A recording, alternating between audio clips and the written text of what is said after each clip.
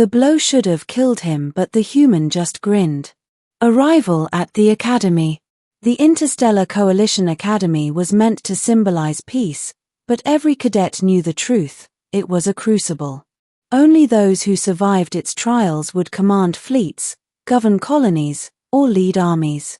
I was proud to be here, even if I was just one of thousands of hopefuls. My species, the Yirak, prided ourselves on strategy, not brute force. That day, however, strategy didn't matter.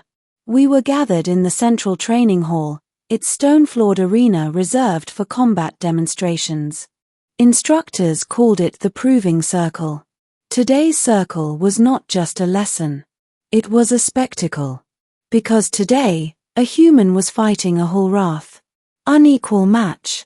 The Hulrath were nightmares made flesh, towering warriors of plated bone and muscle. Their homeworld was high gravity, crushing, hostile. A single strike from them could smash through armor. Their representative was Cadet Tharok, who stood nearly 3 meters tall. His arms bulged with corded muscle, claws gleaming under the lights. The human. Cadet Jace Ryan. He was small, by comparison. A little over 2 meters, lean frame, brown skin marred by scars. He wore only padded training gear, his face hidden behind a cracked helmet. Whispers rippled through the stands. Why would they allow this? Humans are durable, yes, but that's suicide.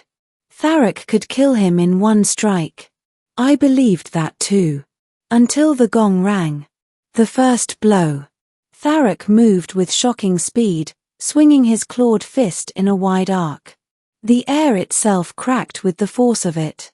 It connected squarely with Jace's chest. The sound was terrible, a deep crunch, followed by the sickening thud of a body slamming against stone. Jace was hurled across the arena like a doll, colliding with the far wall. Dust and shards rained down. Gasps erupted.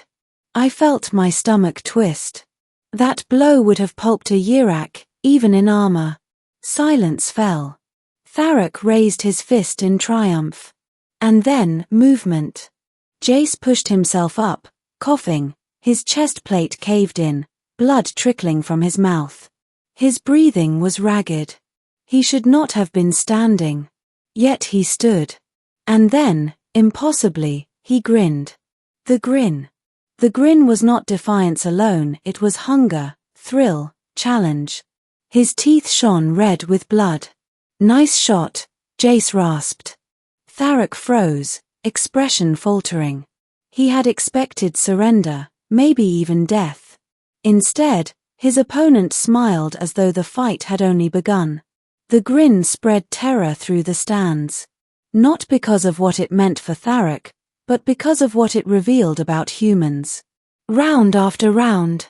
Tharok bellowed and charged again, enraged. His next blow shattered stone where Jace had been standing. The human had rolled aside, impossibly quick despite his injuries.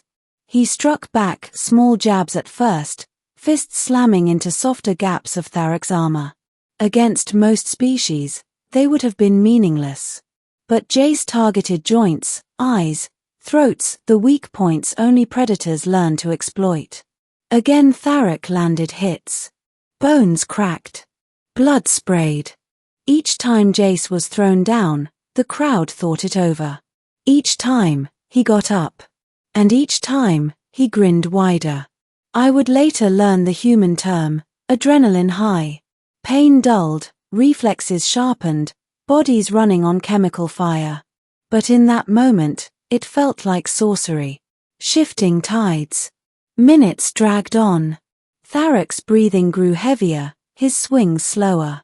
He was used to fights ending in seconds, not drawn-out wars of attrition.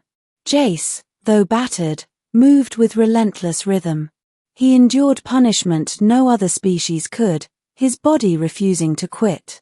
He slipped inside Tharok's guard again and again, fists hammering like precision tools. The grin never left. By the 10th exchange, Tharok's armor plating was dented, his left eye swelling shut. By then, Even I, who had pitied Jace, felt a chill. Because the grin wasn't for us. It wasn't for Tharok. It was for himself. The moment. Tharok roared in desperation, raising both fists high for a crushing blow. It was reckless, wide, and unguarded. Jace darted forward. In a single leap, he slammed his fist into Tharok's exposed eye socket. The Hulrath howled, staggering back. Jace climbed onto his massive shoulders, raining blows down with savage precision. His helmet split, blood pouring freely, but his grin only widened. Before he could land the final strike, the gong thundered. The duel was ended. Aftermath. Tharok was dragged away, roaring humiliation, his face blooded, his pride shattered. Jace stood in the center of the arena, swaying on broken legs, chestplate shattered, ribs clearly fractured. Medics rushed him. He waved them off. Still good, he croaked. An instructor asked him why he hadn't yielded after the first hit. His answer was simple, chilling. Because he hadn't finished me. Understanding. That night, I replayed the match on my holopad. Again and again, I watched the moment he grinned through broken ribs and blood. The blow should have killed him. But it hadn't. And worse, he had enjoyed it.